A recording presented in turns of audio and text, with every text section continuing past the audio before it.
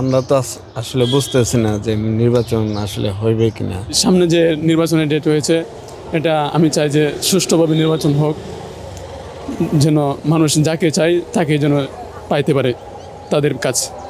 এই যে আপনার চাওয়াটা, এই অনুযায়ী কি নির্বাচনটা হবে বলে মনে হয়, নাকি এই যে বর্তমান যে প্রেক্ষাপট এটার কারণে কোনো ধরনের নির্বাচনের প্রভাব পড়তে পারে? যারা দায়িত্বে আছেন তারা যদি এ বিষয়ে চেষ্টা করেন, চেষ্টা চালায়, তাহলে সম্ভব হয়তো হতে পারে। সবাই মিলে দেশকে গঠন করার জন্য আমরা শান্তিপূর্ণ একটা ইলেকশন চাই।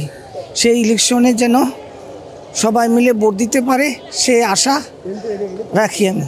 বাংলাদেশের প্রথম ইমিউনিটি বুস্টার সমৃদ্ধ ফ্যান্টাস্টিক হ্যাপি এনার্জি বিস্কিট। আমরা চাচ্ছি যে মানে যে যোগ্য সেই আসুক, জনগণ যাকে চায় সেই আসুক। আমরা আশাবাদী যে নেক্সট টাইম মানে আমাদের পূর্বে যে নির্বাচনগুলো হয়েছে, মানে এটা তো মানে স্বৈরাচারের আন্ডারে ছিল, আমাদের অন্যান্য দলগুলো মানে ওইভাবে অ্যাটেন্ড করতে পারেনি।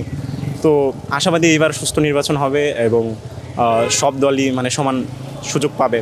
আমরা তো আসলে বুঝতেছি না যে নির্বাচন আসলে হইবে কিনা। নির্বাচন যদি হয়, ওনারা যে আশাবাদী দিছে, যদি ভালো হয় তো ভালো। আমরা সাধারণ মানুষ এনসিপির উপরে একটু ভরসা রাখছিলাম যে যাই হোক, আমরা একটা রাজনৈতিক দলের কাছে একটা বন্দির মতো ছিলাম। তাদের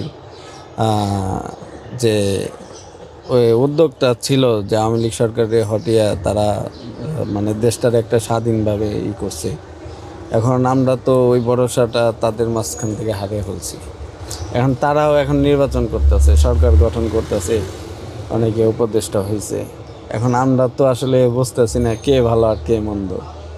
সবাই যার যার দিক থেকে মানে আর কি করছে আর কি, মানে লোভ সবার মধ্যেই।